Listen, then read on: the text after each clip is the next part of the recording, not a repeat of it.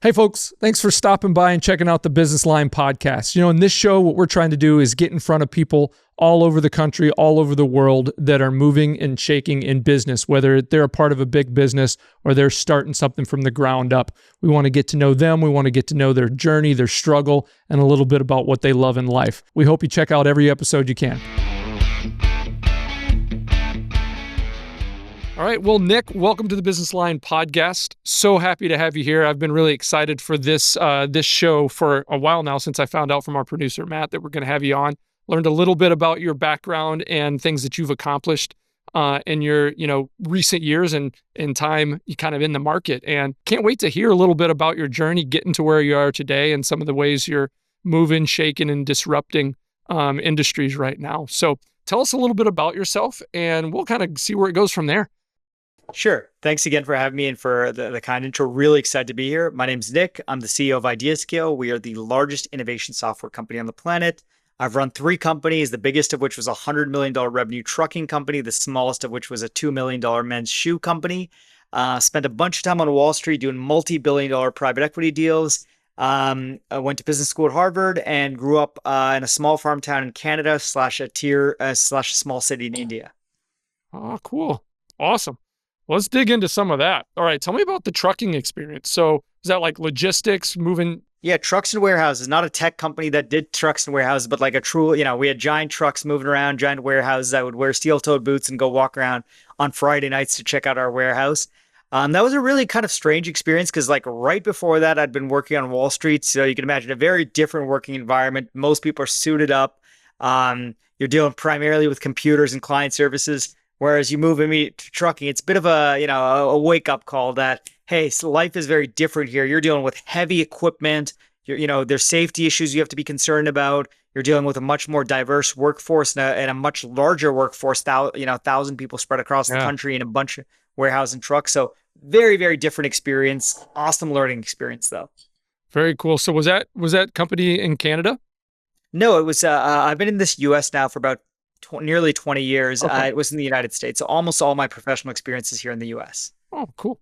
Well, I can still hear a little tinge of Canadian accent in your voice. I had a number of friends throughout college and stuff that were Canadian that I roomed with. So I got used to that. And I live up north, so in the Midwest. So I'm not that far. I lived in Michigan, so they're almost Canadian. But so tell me, so how'd you get into the trucking industry? Was it just something you fell into, or you just saw, posting for a position that you thought you fit into, or?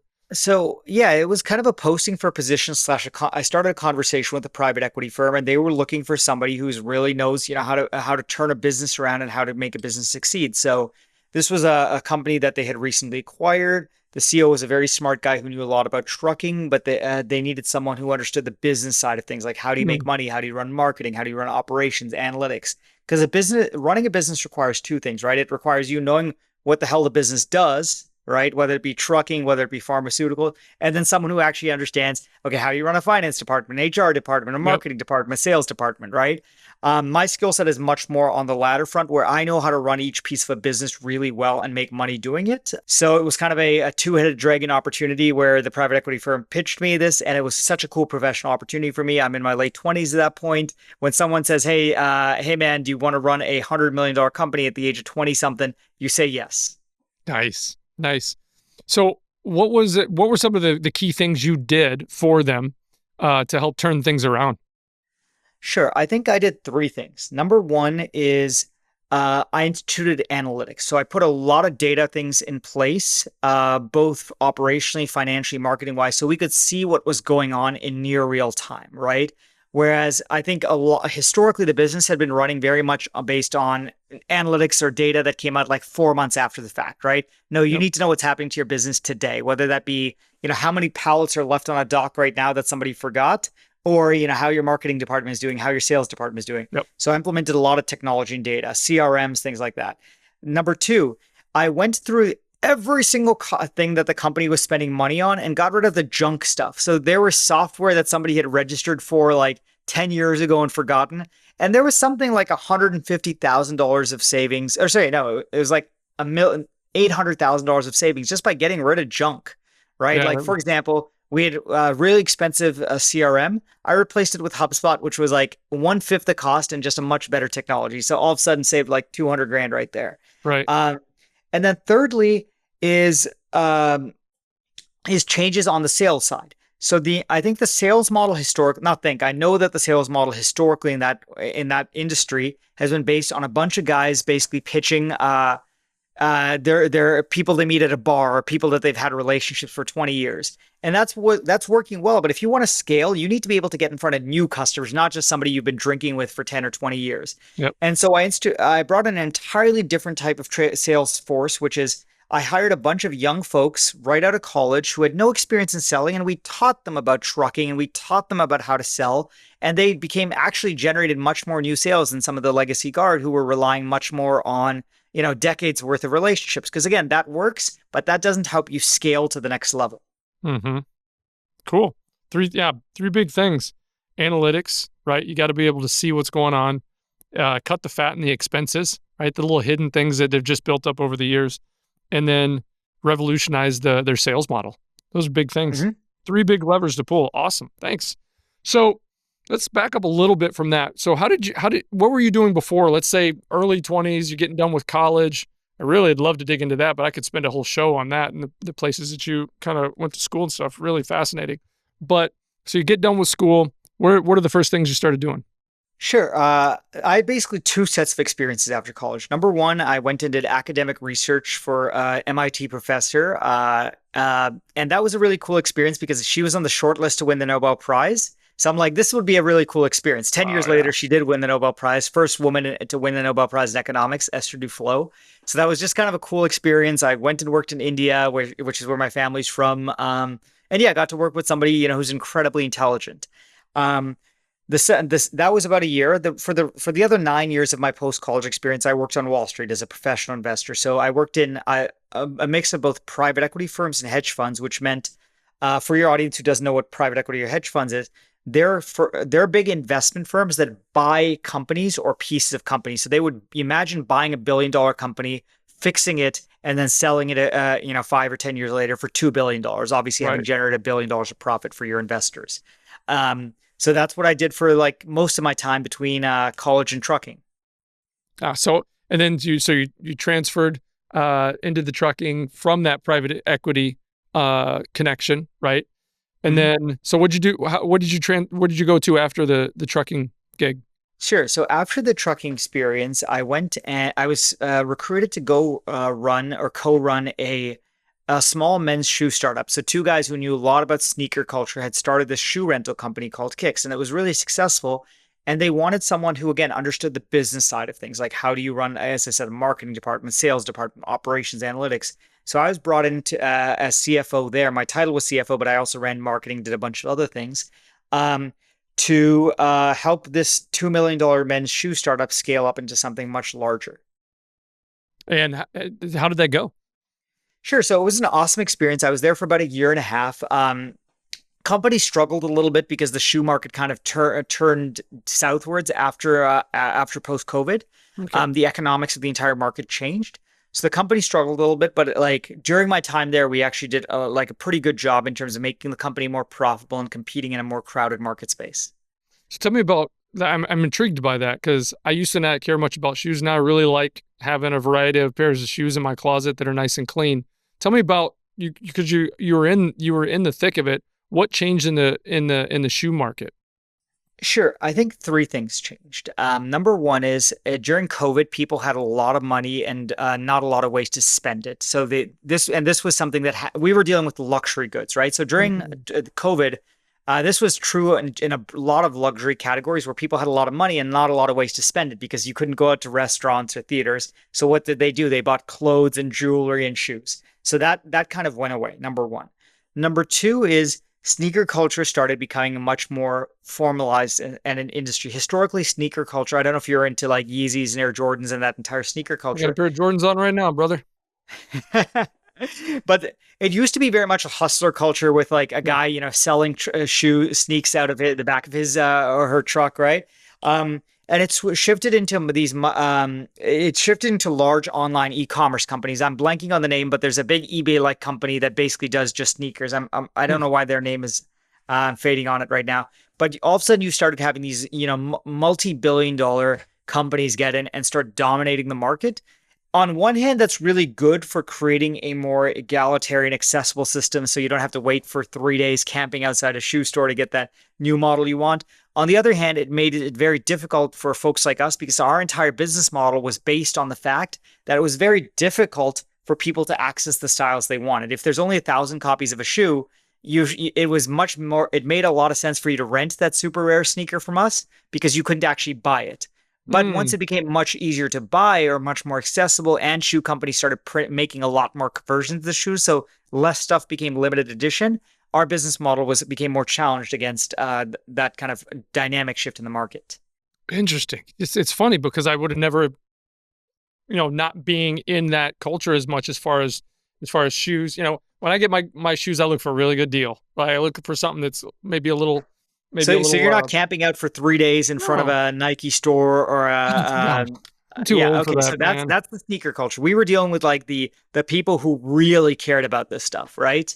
Yeah, when I was young, I used to do that for video games or something, but, like, now it's just, like, I'll go on vacation, and me and my wife's things to do is look for deals on kinda rare or cool, you know, loud shoes, that you're not gonna see somebody else wearing, so that's what we do, and, we don't wanna overpay, but I get it. I can see how that I mean, obviously, if something like that comes into the market, you can't there's not much you can do. It just changes the market, right? The market moved from a market where it was difficult to get the styles and fashions that you wanted to one where it was easy enough to get it as long as you had the money, Right. right? So whereas like previously, even if you had tons of money, you just couldn't get it because there's not a person there's not a store that you can go to just to buy, model number 1882 in blue, Right. right? It just Right. didn't exist. Now there is, as long as you have got the money for it. That's nuts. Which again, there's good and bad things to that. It increased the accessibility of the market. It stops making it a like Illuminati, everything happening in the background. It brings a lot of sunshine into things. Things become a lot more legitimate. But it fundamentally does change the culture of the industry, the culture of the people participating in the industry, and also the economics. Yeah, absolutely. What's the biggest thing you personally learned from that you could share to say, this is something because it's a little bit of a man, it's a downer, right? You thought you had lightning in a bottle. This is really cool. We can really grow this thing, and then boom, you're blindsided, and you got to pivot. I think the takeaway is, and it's a very classic business takeaway. It's called barriers to entry. I want to play in industries where it's hard for people to get in and just randomly disrupt you, Mm, because then you have a lot more time to both not only react but to also build a cool core business. So there's this fundamental, theory of like you should really be in businesses where the barriers to entry are high and not just every Joe Schmo can get in or Jill, Bill, whatever her name is, can get in and start a new business to compete against you because that business you can still do fine, but the lower the barriers to entry are to a business, the more difficult it is for somebody to be run a profitable, successful business. That's why restaurants often struggle because it's not that hard to start a restaurant, right? There's a million restaurants out there, yep. but it's pretty hard to start a new AI company because guess what? You need $1 billion of AI, that you want to be spending on electricity and training chips. That's Yep. why there's three. Right. Exactly. Yeah. That's a really good point. It's something, that me and my business partners, we talk about a lot because, the business we're in is relatively service related, managed services in a couple different, uh, verticals, but the barrier for entry isn't that high. It's, someone with good experience in any of the number of things that we do could turn around and start their own MSP, whether it be in IT or whether it be in any other kind of a business line of service, and they could just hit the ground running by themselves and very quickly scale up by bringing other people in, training them, and go. So, and we run into that a lot. We back in good example in about 2017 when we started our company in 2016, and we're just doing a lot of guerrilla marketing, cold calling, and just trying to break in and get some clients. We learned about remote scribing, my business partner, who's Indian, he's in India right now, back home working on our offices. He was 20 years experience in transcription. Talk about a industry that got blindsided by Oh, wow. technology, Yeah. right? And a young industry, because at that time, when EHRs basically killed that industry, it had only been around for about 15 years, since the late 90s, at least, but it grew like crazy. But, we learned that, hey, remote scribes is a whole different kind of line of this, and it helps alleviate the problem that EHRs cause for doctors. Can we get into that? It was pretty easy for us to get into that. And we started seeing some growth. But what we learned real quickly is it was really easy for everybody else to get into it too. Once they Hmm. start seeing a couple players out there that like us that were really small, and these bigger companies were like, okay, we'll do that. And we started seeing our scribes getting hired away in India. And then a couple months back, they'd want to come back and work with us because they figured out these big companies were just using them to train their tech to do the work for them. So it's interesting. But yeah, I've been a part of that. And we talk about it all the time. What should we be doing to build hedges around our business that can't just become, like you said, someone just can't come in and completely Hmm. disrupt you. So interesting. Okay. So after the shoe company experience, what is that? Is that where IdeaScale came into play, or?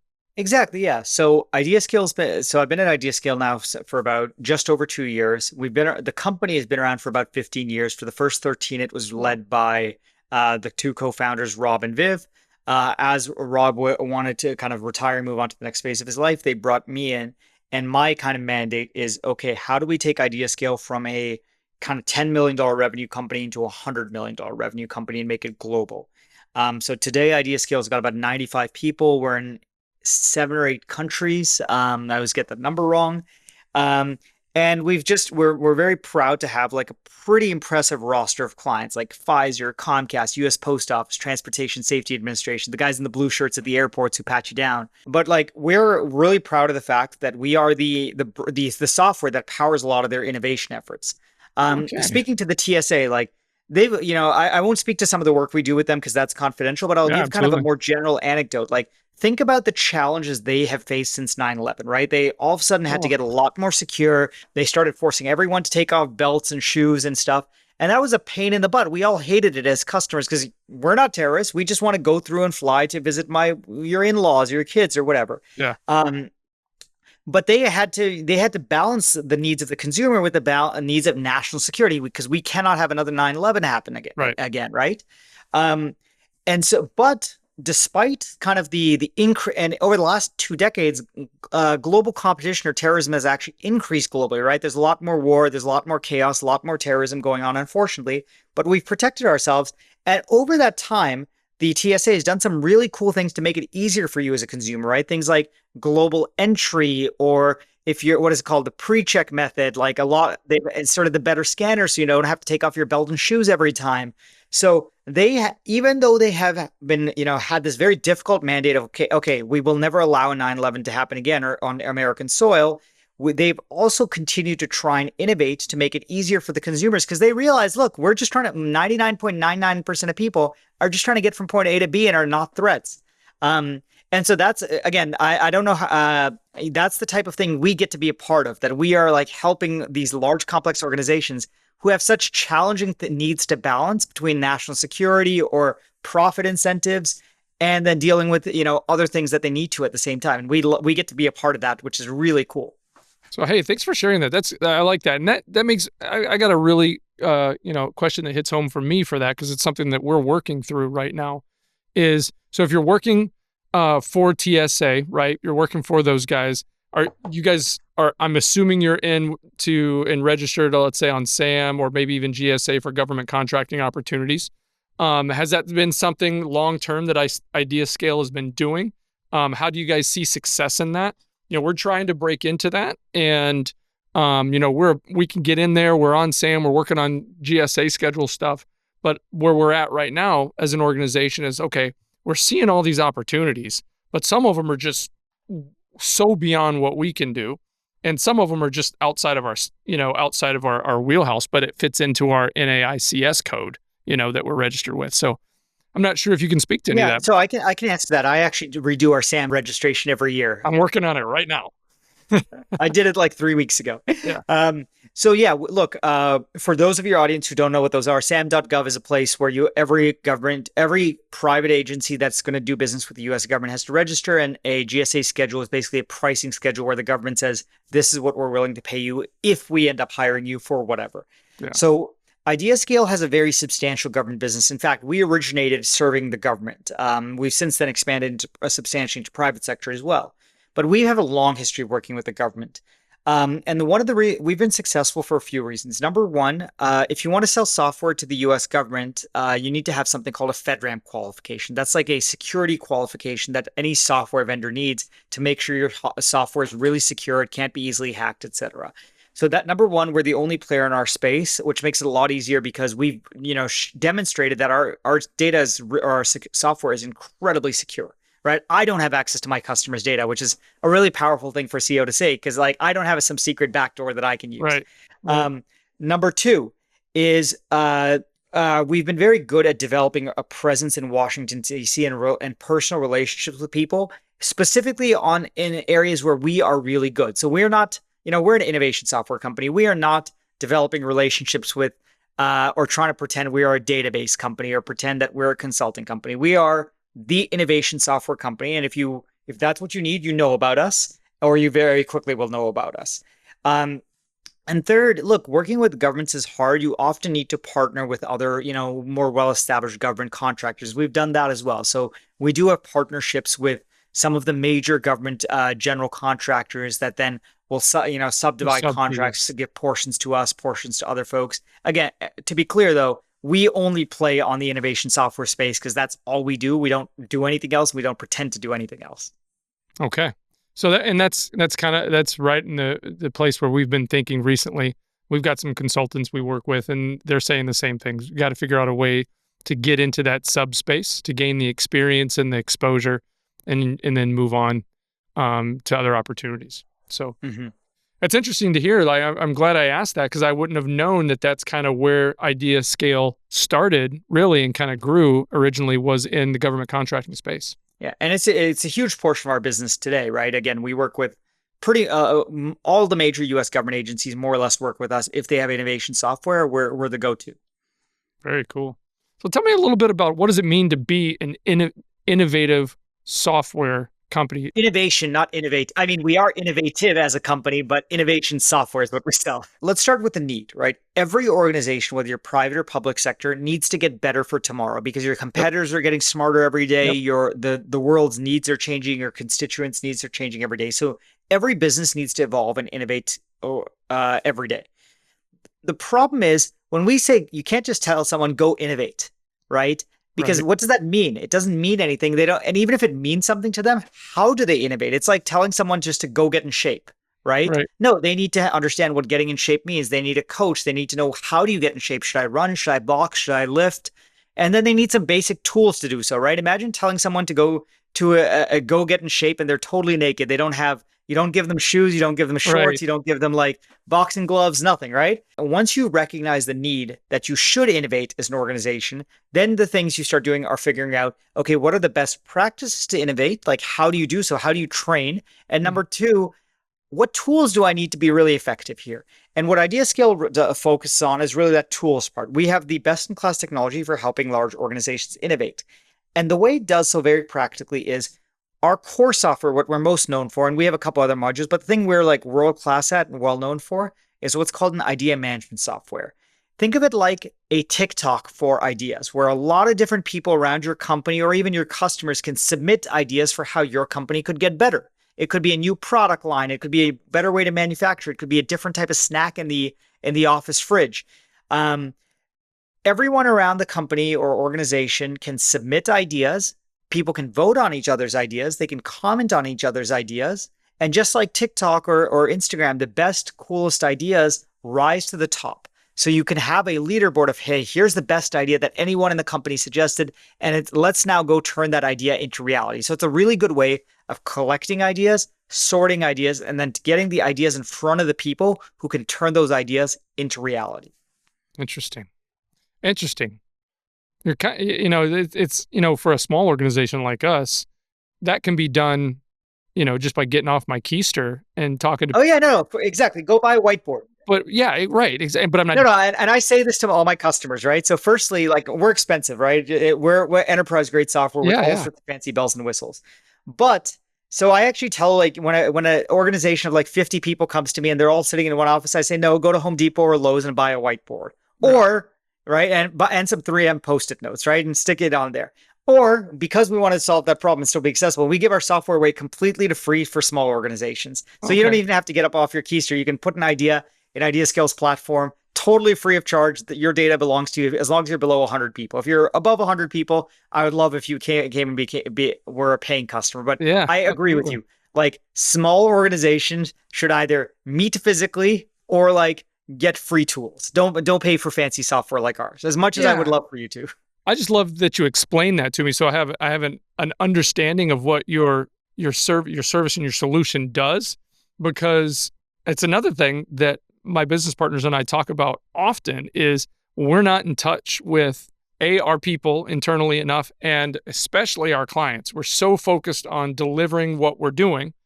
Sometimes it's months before we talk to, our key contacts that are our clients, and then, you find out you're blindsided by something was going on that you didn't know was going on. Now they're not Yeah, excited. can I give a fun example about that? Yeah, absolutely. So Go. look, one of my colleagues, she says you should be drinking your own champagne. It's like that analogy, eat your own cooking, right? So at IdeaScale, if we really believe in our software, we should use it, right? In theory, we do, Sure. and Yeah. turns out we do. So the way we build our own product is we collect ideas from everyone, from our employees, from our customers, from random students on the other side of the world. So people submit ideas and vote on each other's ideas to figure out how, what's the new feature that IdeaScale needs, or here's a crappy feature that you guys should kill. In fact, one of our customers actually submitted an idea, someone who I've never interacted with before. I don't even know which client she's at. She submitted an idea, got like a bunch of upvotes, and like it caught my attention as CEO saying like, hey, all of a sudden, why is this idea catching fire? Oh, it's a really cool idea. And we put it into our product roadmap. And that was like, imagine that happening from a customer that to the CEO in like 3 days time and turn Yeah. into a roadmap item that it gets cuts through all the bureaucracy and hierarchy. She doesn't have to talk to, a CSM, then who talks to the head of the market, who then talks to the CEO. It just shows up on my dashboard. Hey, this is a really cool idea. And everyone seems to like it. My employees like it. My customers like it. And I personally think it's a really smart idea. So let's get it done. And so Nice. I just dragged and dropped it into the roadmap portion, and then my product team started working on it. That's excellent. That's excellent. Very cool, man. So what's around the corner for you? Any cool things that you're working on personally, or IdeaScale is that isn't, top secret? Yeah. So very little of us is top secret. We announced it all publicly, Okay, or you cool. can go see it on our IdeaScale website, Yeah, yeah. There's the ideas.ideascale.com ideas. website, Yeah, right. right? So I think there's three cool things that are happening at IdeaScale. Number one is over the course of 2024, we started expanding internationally. We were historically really a US and Canada and Australia focused organization. We had customers all over the world, but we weren't really focused on that. In 2024, we've started expanding internationally. So now we have presence in 8 countries. We have native language speakers in a dozen languages. So that's number one. Number two is historically, we were just a one product company where Mm, we had this amazing idea management solution, but we realized that that's not enough because our customers have become more sophisticated. They need more modules or they need more tools. So we've started releasing new modules. About a year ago, we released our whiteboarding module. So you can have anything that you could do with a physical whiteboard, you can now do online and at like 10% the cost of any of our competitor products there. And then in January, this is actually going to be announced in a few days, but it's not secret.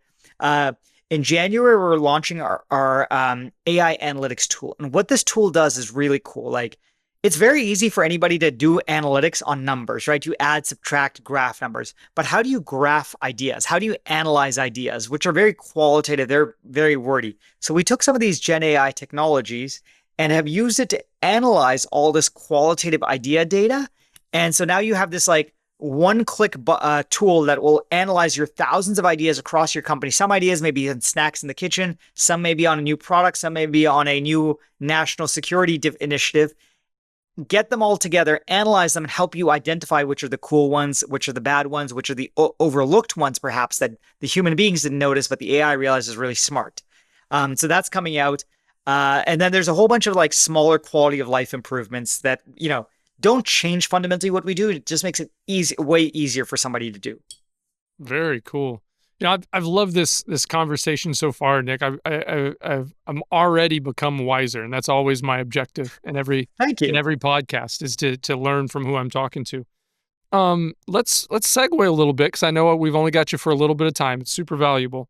Tell me a little bit about your life. What brings you joy? What kind of hobbies do you have? What are you doing when you're not in the driver's seat of IdeaScale? Sure. So firstly, look, when you're CEO, you're on 24/7, Oh, yeah. right? So I got my Slack, my phone, people can and I've got people in every time zone, right? So I'm always on from a work perspective, but I do have a life outside of work. There's a few things I enjoy. So I'm married. I'm about to have my first kid in about 4 or 5 weeks. So, Congrats. Do you know boy or girl? Do you know? she does. I don't. I Oh, asked not to be told. I would give you a fist pound physically if I could, because I think at least, especially on your first one, you got to experience that. But Yeah, look, I know I'm going to love the kid, whether they're yeah, no male, matter what, female, it's not something. gonna matter. I don't care about their sexuality or their gender sex. I'm going to love them as a kid, right? Yep, And I'm going to yep, try and be the best father I can. So, and I like surprises in life. So yep. I told my wife, don't tell me. And she We hasn't did yet. She's that. kept it secret for 9 months so far, We or did eight and a that with half our months. first two. We've got four. I'm 44. I don't know how old you are, but I'm 44. We've got four, and our first two. First was a boy, surprise for both of us. Second was a girl, surprise for both of us. And then after that, we're like, you know what? We got a boy, we got a girl. We've experienced, the confusion and happiness and whatever fear of bringing a new life into the world, and now we're okay. So the last two, they've both been girls. So I've got three girls and a boy. Pray for me. I tell everybody to do that. They're all growing and they're That all might be awesome. that's going to be expensive as they get older. Gonna be, Is it gonna be. already? Yeah, 13, 11, 6, and 3. So But it's and worth this may every be a little penny. stereotypical, but I think boys are a lot cheaper to raise than girls. Yeah, yeah, for sure. Because it just is. It just is. And part of it is that I'm much more willing to spoil my girls than my boy. That's part of it. Like, it's not that my boy doesn't want expensive things or like cool stuff that cost money, but it's easier for me to tell him no because he doesn't have this sad look that he can like give me the eyes and I can just, okay, here, take my money, Yeah, go. we deal with that. Yeah. So, anyways, that's the big thing that's happening. Married, about to have a kid. I'm Congrats, a bud. big poker player, so I play poker quite competitively. In fact, I'm good enough that I could make it a job, but I think it would be a much less fun job than running and building a company. I've heard that. I've heard it's very anxiety ridden, stressful to do that Well, it professionally. depends. If you are a good poker player, it's just like it's just pure math and you don't get emotional about it. So last Yeah. week, I think Sunday at 4 in the morning, I lost a giant hand. But the thing is, I did everything right. Yeah. When the math said I was going to win 85% out of or 85 times out of 100. So that's a huge advantage when you're playing 85-15 odds. So Yep. of course I did the right decision. I ended up, the other guy got lucky. It sucked, and I walked away. I went home, right? It Yep. sucked, but it didn't affect me emotionally. So that's number two, poker. Number three is I'm, a bit of a nerd. I love learning. So right now, not just right now, almost every single month, I'm investing somewhere between 20 to 40 hours a month learning new things and getting new courses. So I'm basically, I think about 25% of the way through earning a computer science degree.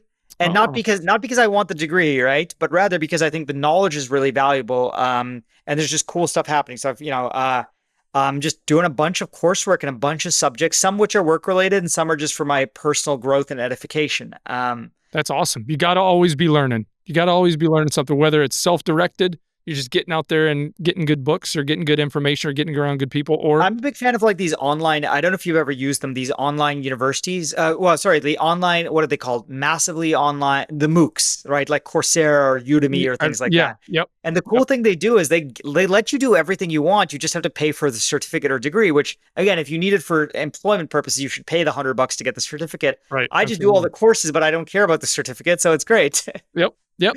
So I'm And getting like world class education for and paying zero, right? The last course was a Princeton course on algorithms, which would have cost me like 10 grand to take in real Right. life.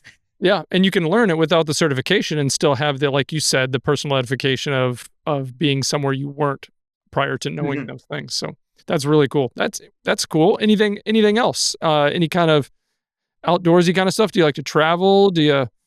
So I'm a bit of a workout fanatic. I run Oh, almost every day. I run. I do a rowing machine inside. I'm a part of a pickup soccer league. I used to box, but I haven't since I moved to Philadelphia. I haven't found like a nice boxing league to participate in. But when I was living in New York, I was part of like an amateur boxing league. wow, that's Again, not cool. super competitive, right? No one Yeah, trying to kill each other. Just kind of fun, a good way to stay in shape with a little bit of sparring, which raises the adrenaline. yeah, and get a little bit of that competitive, out of you physically. That's good. Hmm. It's interesting. My son, who's 13, he's the last of our four. We still have a 3-year-old who's not in any type of school yet, but we homeschooled two of our four kids for a while. Our third child, she was too much of a spitfire to try to homeschool with the other two, so we put her in a Montessori program that ended up closing down. Now she's in a different school and doing great, but my oldest daughter, who's 11, really wanted to try out the actual day school gig, and she wasn't too concerned about having 8 hours of her day taking up, sitting in class. She wanted to be around the people and experience those things. My son, on the other hand, when I told him, hey, probably gonna have to get up about 6 in the morning, get cleaned up, get to school and be there until 3 doing nothing but school stuff. He's like, nope, I don't want that, Dad. So he comes to work with me almost every day. 3 days a week, we're at the gym. We just started going from 5:30 to about 7:30 ish. And then we take my girls to school and then we come here. He does his schoolwork here. He gets it done about an hour and a half. And then he's teaching. Well, so his directive from me is get your schoolwork done. And because he's real interested in gaming and developing and stuff like that. So he's doing courses in a couple different game engines, self teaching. And every day he learns a little bit more about animation or about, world design or whatever. He's big into the 2D stuff right now. And then after that, he's free to do what he wants. He usually plays Minecraft or something. And he also has a couple hour a day gig working for my company, keeping the office clean. So, That's it's like, productive. That is a productive son, by the way. yeah, but going back the workout thing, that was the biggest thing. I wanted it because over the last few years, there's been no PE or physical activity outside of baseball in the summer, and I could see it. He's a tall, skinny kid, but I could see his coordination was suffering and some of that. And as he's growing, how's he getting rid of that energy? So I'm like, I wonder if I should start taking him to the gym. So he's 13. He can go to Planet Fitness with me now, and we go there, and he loves it. He is just getting after the weights, and we have this little Hans and Franz thing that we do. We make fun of each other. If you're familiar with the old SNL skit, I know SNL, but I don't know the Hans and Franz old. So skit. this is old 80s, early 90s, where when Arnold Schwarzenegger was real big. So two of the comedians, I can't remember, it was Dana Carvey and one other guy. They would dress up in these gray sweatsuits with fake muscles and Austrian accents, and just kind of call each other girly men and talk. And they would say Arnold was their cousin and stuff. And he made a couple cameos, just real funny stuff. You can look it up. And I showed him those skits and he loved it. So we goof around and, act like guys, but he works hard. I've never seen him get after something. Usually he's pretty like, nah, physical activity, sunshine, But since he's been doing this workout thing, he's loving it. And he's seeing results. He's walking around looking at his little muscles and stuff. It's pretty cool. I remember doing that as a 13-year-old. I think that's Yeah. when I started hitting the gym because there was a gym right next to my high school and it was like $5 a month or something for kids. But definitely started remembering like, hey, oh, I've got a bicep now. That looks kind of cool. Yeah. Yeah. And he's digging it. So we'll see. We'll see what happens next. Probably going to have to beat the girls off with the stick eventually, but you never know. So, but this has been really good. We're hitting about the 40-minute mark and we want to use your time wisely. I've learned a lot, man. I wish I had another hour to dig into some more of your history and your knowledge and your wisdom. Matt saw somehow that you were into battle rap. Is that true? Only as an observer with one attempt at a competitor. But yes, that Okay. is true. So you tried it though. I have tried it. I was terrible. I did not show up prepared and I got decimated. So So you're a fan of it. Yeah, been a fan for many, many years. Absolutely love it. It's a huge, yeah, absolutely love it. Yeah. So, and you tried it. What got into your mind was like, I'm going to give this a shot? Were you just challenged, or were you just like, I It was got like, what it look, takes? this looks really cool. These guys and gals look like they're really impressive. Wouldn't it look cool if I could do that? Right? It's just one of those. Oh, wouldn't it look cool if I was that good? And then you realize, wait, it takes a lot. It takes a lot of effort to be as good as like you're on YouTube or something. I'll only watch like the best of the best, right? Yeah. And then you Yeah. realize there's a huge difference between where you start out and getting to the best of the best. And the top battle rappers have like if you think of like Disaster, Iron Solomon, Thesaurus, they've been at it in some cases for like 20 years, man. Like I don't know, there's a battle rapper called Thesaurus, and he's like you. He's got a beard that's except twice as long as yours. He's in his like late 40s, early 50s. He made his he cut his teeth on something called Scribble Jam, which is where Eminem made his name back in the Okay. 90s. So this is a guy that's been around since like the late 90s and competing. So that's like yeah, it's awesome. These people are it's they're incredible lyricists, incredible poets. They have just phenomenal stage presence. It's fun. I kind of wished I would have that ability. Maybe I could if I put in 1,000 hours, but That's or just it. 10,000 hours. Right. That's just it. Right. Thanks for being kind of vulnerable, CEO kind of coming down and being like, hey, I sucked. That's okay. But I I think you was brought up, absolutely terrible. Not just it was sucked, terrible. terrible. I'd love to see the recording of that, but no. Um, Thankfully, no. That's one of the things they often don't have at tryouts for yeah. like first timers. They don't Yeah. record it because they know that like everyone sucks, and Yeah. they don't want that to haunt you for the rest of your lives. But there's a big principle there, all joking aside, Nick, is a lot of the times you see, especially these days, YouTube, social media, you see the end product of someone making an incredible shot, of someone scoring a bunch of points, or someone, doing an incredible battle rap. But what you don't see is you don't see all the garbage they had to go through and all the times they were terrible for years and years and years and years and years. You don't see that. I had to explain that to my son just the other day. I told you he's working on this programming thing, right? He's working on trying to understand how to do game development. So he's watching tutorials on YouTube, and he's got his engine open on another screen, and he's trying to figure things out. And he can't get this set of artwork to upload into his engine. And he's like, I can't figure this out. And I'm like, dude, he's like, every time I watch a video, it's like perfect every single time. I'm like, that's because they edit out the other 50 downloads and uploads that didn't work. And then I could tell you about that. And he's like, oh, so they screw up too. I'm like, yeah, more than you will ever know. But Do you know what the term for that is? By the way, there's a what's fancy that? term for it. It's called selection bias. That you only Yes, I observe have a heard. small subset of like the full event set, and you're biased based on the small selection or subset of data that you see.